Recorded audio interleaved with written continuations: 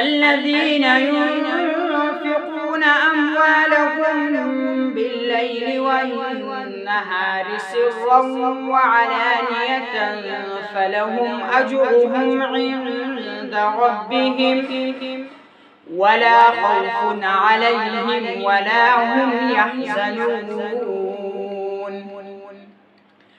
الذين يأكلون الربا لا يقومون إلا كما يقوم الذي يتخبطه الشيطان من المس، ذلك بأنهم قالوا إنما البيع مثل الربا وأحل الله البيع وحرم الربا، فمن جاءه موعظة من ربه فانتهى فله ما سلف وأمره إلى الله ومن عاد فأولئك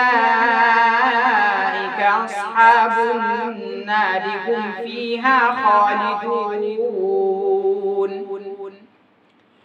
يمحق الله الربا ويربي الصدقات والله لا يحب كل كفار أثيم. إن الذين آمنوا وعملوا الصالحات وأقاموا الصلاة وآتوا الزكاة لهم أجرهم عند ربهم ولا خوف عليهم ولا هم يحزنون.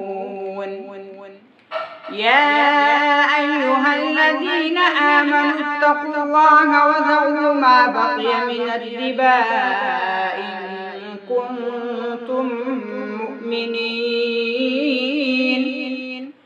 فإن لم تفعلوا فأذنوا بحرب من الله ورسوله وإن تبتم فلكم رؤوس أموالكم لا تظلمون ولا تظلمون.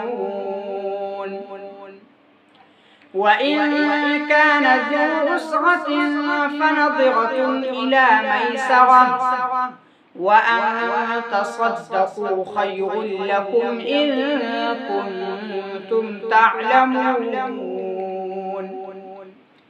واتقوا يوما ترجعون فيه إلى الله ثم توفى كل نفس ما كسبت وهم لا يظلمون.